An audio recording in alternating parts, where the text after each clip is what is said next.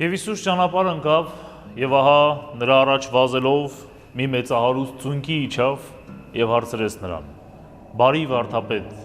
ինչ պետք է անեմ, որպեսզի հավիտենական կյանքը ժառանգեմ»։ Հիսուս պատասխանեց նրան եւ ասաց. «Ինչու ես ինձ բարի կոչում, որովհետեւ ոչ ոք բարի չէ, այլ միայն Աստված։ Պատվիրանները գիտես. մի սպանիր, մի շնանար, սուտ վկայություն մի տուր, մի գողացիր, պատվիր քո հորն ու մորը»։ Մեծահարուստը պատասխանեց, թե այդ ամենը իմ մանկությունից ի վեր արել եմ, արդ ինչ եմ թողել կիսատ։ Եվ Հիսուս նայելով նրան սիրեց այս մեծահարուստին եւ ասաց. «Քեզ մի բան է պակասում, եթե կամենում ես կատարյալ լինել, գնա վաճառիր քո ամբողջ ունեցվածքը եւ բաժանիր աղքատներին ու երկնքի արքայությունում գանձեր կունենաս։ Վերցրու քո խաչը եւ արի իմ հետևից»։ Եվ մեծահարուստը խոժոռվեց այս խոսքի վրա ու գնաց տրտում, որովհետեւ շատ մեծ հարստություն ուներ։ Հիսուս այս ու այն կողմ նայելով ասաց իր աշակերտներին. «Ինչքան դժվար է Աստծո արքայությունը մտնել նրանց համար, որ հարստություն ունեն»։ Եվ աշակերտները զարմացած միմյանց էին նայում, եւ Հիսուս պատասխանեց նրանց ու ասաց. «Զավակներս,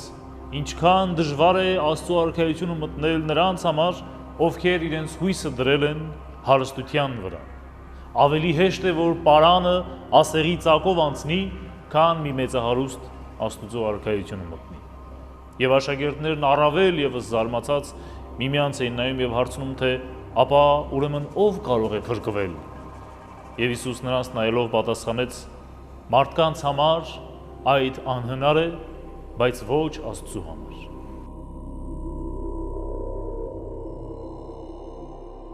Կրկին Երուսաղեմի ճանապարհն է, տեսնում ենք Քրիստոսին ճամփորդելիս,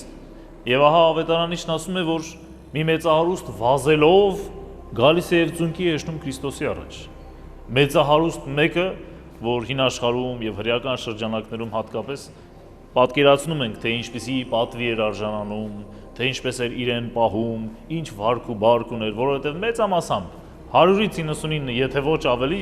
շատ մեծամիտ էին, շատ ինքնավստահ էին, ինքնագոհ, ինքնաբավ էին իրենց հարստությամբ։ Ուրեմն Մարկոս ավետարանիչը ներկայացնում է գրեթե անպատկերացնելի մի իրավիճակ։ Պարզ մի վարդապետի մոտ, վարդապետ, որ ոչ մի ունեցվածք չուներ, որ աշխարհիկ իշխանություն էլ չուներ, որ ընդամենը ուներ բարի համբավ եւ իրենից առաջ գնացող շատ լավ անուն, ուրեմն այս վարդապետի առաջ մեծահարուստ մեկը գալիս է, վազելով եւ ծունկի է իջնում ու հարցնում է, թե բարի վարդապետ, ինչ պետք է անեմ, որպեսզի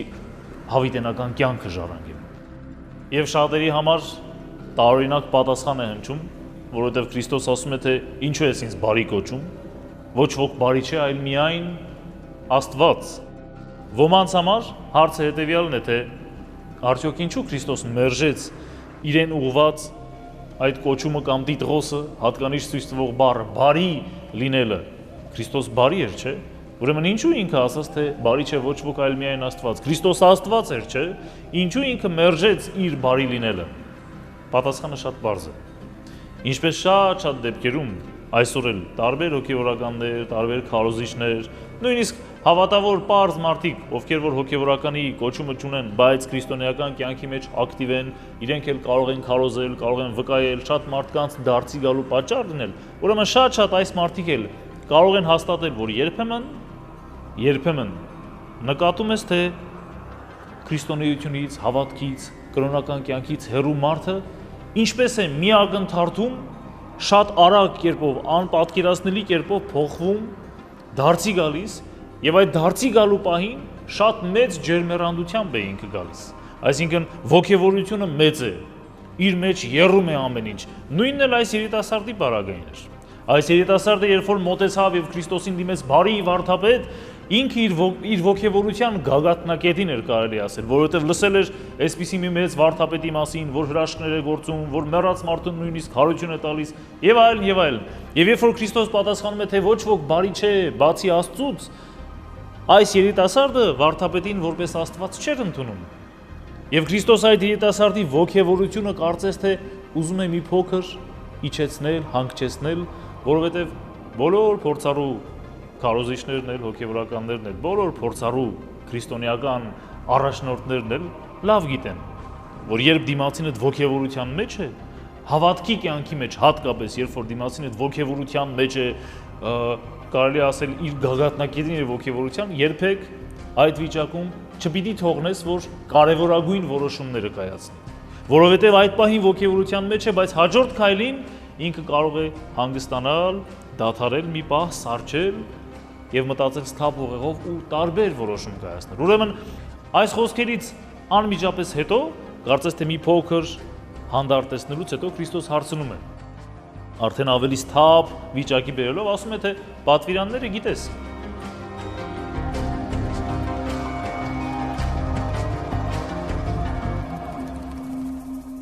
Հետաքրքիր է, Քրիստոս 5 պատվիրան է բերում,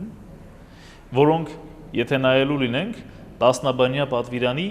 պատվիրանների երկրորդ մասն են, եւ հիմնականում վերաբերում են ինչ չանելուն։ Այստեղ մի բան կա,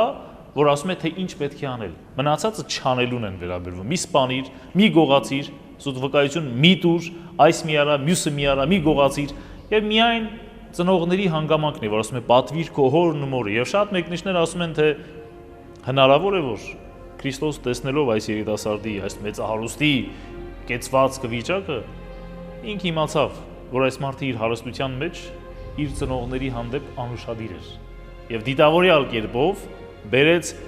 նաև պատվիրանը ծնողներին պատվելու, ծնողներին հարգելու, բայց մնացածը ինչ որ բան չանելուն էին ուղղված։ Ուրեմն Քրիստոս հատուկ կերպով այս 5 պատվիրաններն է հիշեցնում իրեն, եւ այս մարդն ասում է, թե մանկությունից սկսած ես այդ բոլոր պատվիրանները պահել եմ, ուրեմն ինչ է մնում պակաս, որպեսզի հավիտենական կյանքը ժառանգեմ։ Ավետարանիչը, Մարկոս ավետարանիչը հատուկ կերպով շեշտում է, կանչելի կերպով, շատ գեղեցիկ կերպով ասում է, Քրիստոս նայելով այս մեծահարուստին սիրեց նրան։ Այսինքն կարող ենք հասկանալ, որ սրանից հետո Քրիստոսի կողմից ասվող բոլոր այն խոսքերը, այն պատգամ, կոչը, որ ինքը ուղղեց մեծահարուստին, ոչ թե դատապարտող խոսքեր էին, ոչ թե սաստող խոսքեր էին, այլ սիրով լցված դեպի կատարելությանը առաջնորդող խոսքեր էին։ Ուրեմն երբ Քրիստոս նայեց այս մեծահարուստին, սիրեց նրան եւ հարցրեց ու ասաց, թե քեզ մի բան է մնում, պակաս, որպեսզի կատարյալ կյանքով ապրես։ Գնա եւ վաճառիր քո ամբողջ ունեցվածքը, ինչ որ ունես, վաճառիր եւ տուր աղքատներին, ապա վերցրու խաչդ ու արի իմ հետևից։ Բնական է, որ ամեն ինչ վաճառելը այս մեծահարուստի համար շատ դժվար պիտի լիներ, մանավանդ որ ինքը պահի ազդեցության տակ, ոգևորված կերպով էր եկել եւ շատ տաք էր։ Ավետարանիչն ասում է, որ այս մարդը մի պահ խոժորվեց եւ տրտմեց ու տրտմած էլ գնաց, որովհետեւ շատ մեծ հարստություն ուներ։ Հետաքրքրական է, Պարականոն ավետարաններից մեկը, Եբրայեցիների ավետարանը, այս հատվածը ներկայացնում է եւ ասում է, թե երբ որ Քրիստոս ասաց, որ գնա քո ամեն ինչ որ ունես վաճառիր, այս մարդը խոժորվեց, մի պահ գլուխը քորեց, մտածեց, շատ ծանր եկավ իրեն Քրիստոսի ասածը եւ թողեց ու հեռացավ։ Ուրեմն նույնիսկ Պարականոն ավետարանի մեջ հիշվում է այս դեպքը։ Այս մեծահարուստը, երիտասարդ մեծահարուստը վստահ ենք, որ չէր խափում, չէր ստում ըստ էության, բայց Քրիստոսի ուզածը այս չէր։ Երբ Քրիստոս ասում է, թե կատարյալ լինելու համար դու պիտի այս անես, դու պիտի քո ունեցվածքը վաճառես, վերցնես խաչդ ու գաս իմ հետևից, ունեցվածքդ վաճառես եւ տաս աղքատներին, երբ որ այս ասում է, մենք տեսնում ենք երկու տարբեր աստիճաններ։ Առաջինը ինչ որ բան չանելու աստիճանն է, եթե պատկերավոր խոսենք։ Առաջինը ինչ որ բան չանելու աստիճանն է, եւ երկրորդը ինչ որ բան անելու աստիճանն է։ Քրիստոնեությունը մեղքը չգործելու, մեղքից հրաժարվելու, սխալ բան չանելու կրոնը չէ։ Քրիստոնեությունը բարիք գործելու, առաքինի կյանքով ապրելու կրոնն է։ Դու կարող ես ոչինչ չանել, ոչ մի վատություն չանել, բայց դա դեռ չի նշանակում, թե դու լավ բան ես անում։ Եթե մի արա, մի սպանիր, մի գողացիր, այս չանես, մյուսը չանես, հստակ պահել ես, իսկ քո ունեցած հարստության մեջ դու քո աղքատ եղբայրներին ինչ ես արել։ Երբ ես օգնության ձեռք մեկների։ Այ կատարելությունը այստեղ է։ Ոչինչ չանելով, կատարյալ չես դառնալու, այլ պիտի գործես, բարիք անես եւ քո ունեցածից բաժին անես նաեւ քո եղբայրներին։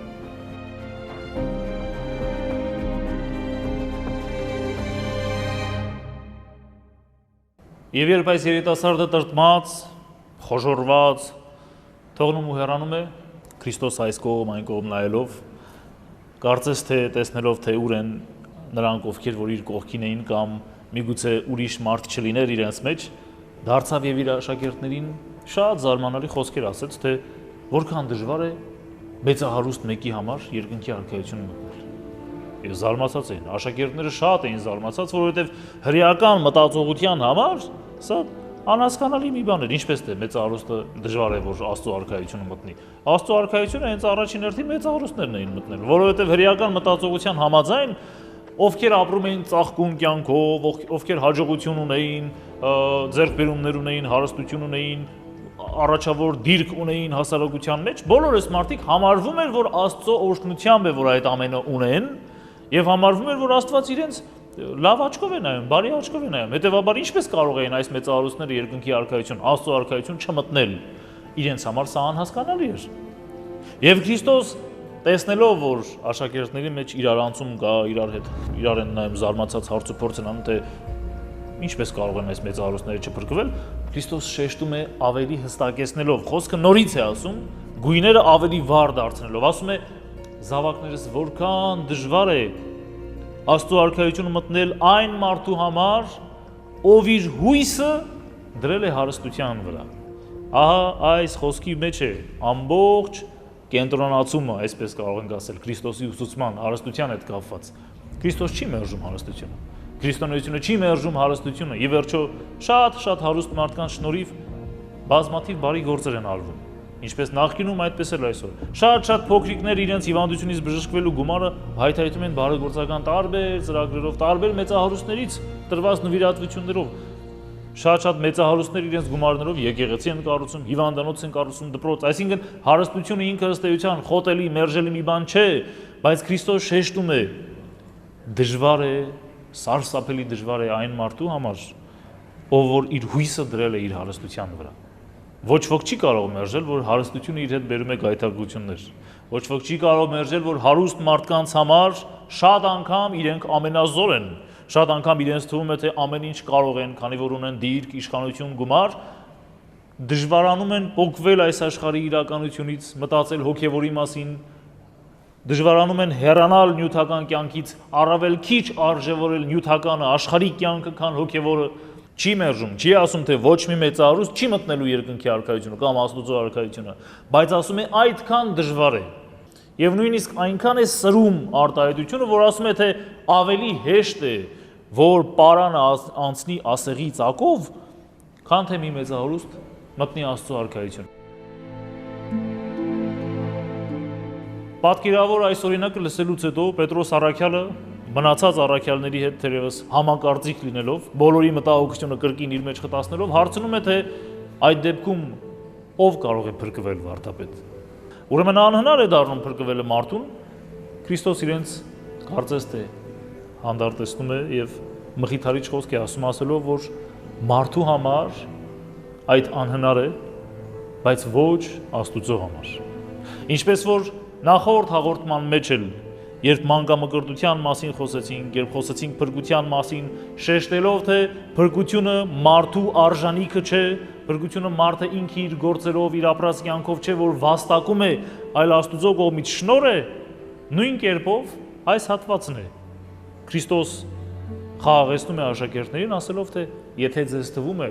որ մարդկանց համար անհնար կլինի փրկվել, իմացած եղեք, որ դա ընդհանրապես մարդկանց համար է անհնար, բայց Տիրոջ համար Աստուծո համար անհնար չէ։ Ավետարանական այս հատվածի մեջ բերվող օրինակը պարանի եւ ասեղի ծակի շատ հետաքրքիր մեկնությունների տեղիք է տվել, հատկապես որ տարընթերցումների մեջ ավետարանի այլ ձեռագրերի մեջ, այլ լեզվով, երբեմն հունարենի մեջ տարբերություններ կան։ Անշուշտ մեր մոտ ավետարանը եթե բացենք, Մատթեոս, Մարկոս եւ Ղուկաս երեքն էլ պարան եւ ասեղի անցք են ասում։ Բայց հունարենում կամելոն եւ կամիլոն բառերի տարբերությունն է այստեղ։ կամելոն, որ նշանակում է ուխտ, եւ կամիլոն, որ նշանակում է պարան, որոշ ընթերցումների մեջ, այլ ձեռագրերի մեջ, հունարեն ձեռագրերի մեջ հատկապես, անգլերեն թարգմանության մեջ էլ, ռուսերեն թարգմանության մեջ էլ այս տարբերությունը նկատելի է։ Ոչ թե ասվում է պարանը, որ պիտի անցնի ասեղի ծակով, այլ ասվում է ավելի դժվար է, որ ուխտը անցնի ասեղի ծակով։ Եվ այս տարընթերցումը շատ տարբեր կարծիքներ է առաջացրել, թե ինչու է որոշ տեղերում պարանի մասին խոսում եւ որոշ տեղերում ուխտի մասին խոսում, բայց մեկնությունը շատ ավելի հեշտացնում է գործը։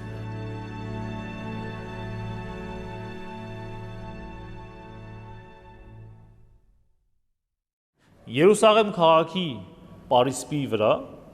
կային մեծ դարպասներ,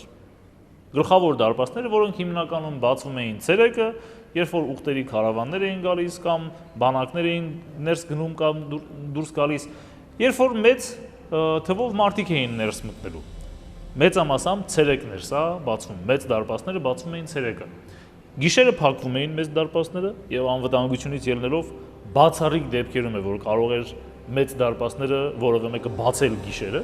բայց սրա փոխարեն, եթե պարզ մարդիկ ներս ու դուրս պիտի անեին, այս մեծ դարպասների կողքին կային փոքր դարպասներ, փոքր դռներ ըստ էության, եւ սրանք այնքան փոքր էին, որ բարձրահասակ տղամարդը չէր կարող ուղիղ քայլվածքով ներս մտնել, այլ պիտի ուզեր չուզեր պետք է որ խոնարհվեր եւ մի կերպ ներս մտներ։ Ահա այս փոքր դռների անունը ասեղի ծակ էր։ Այսպես էին կոչում։ Երուսաղեմացիները այդ դռներին ասում էին ասեղի անցք։ Ուրեմն Քրիստոս երբ որ օրինակը բերում էր, շատ հնարավոր է որ ոչ թե պարան էր ասում, այլ հենց ուխտ էր ասում, որովհետև բոլոր երուսաղեմացիների համար էլ հայտնի էր, իրենք շատ լավ հասկանում էին, թե ինչի մասին է խոսքը, ինչպես կարող էր ուխտը անցնել ասեղի անցքով, ինչպես կարող էր ուխտը անցնել այն դռնով, որով նույնիսկ պարզ հաղթանդամ տղամարդը չէր կարող առանց խոնարհվելու անցնել։ Ամեն դեպքում, եթե ուխտ է կամ պարան է, միևնույն է, իրավիճակը չի փոխվում։ Քրիստոս ցույց է տալիս դժվարության այն աստիճանը, որ արկա է ինչպես ուխտի կամ պարանի ասեղի անցքով անցնելու դեպքում, այդպես էլ որևէ մեծահարուստի Աստծո արքայությունը մտնելու դեպքում։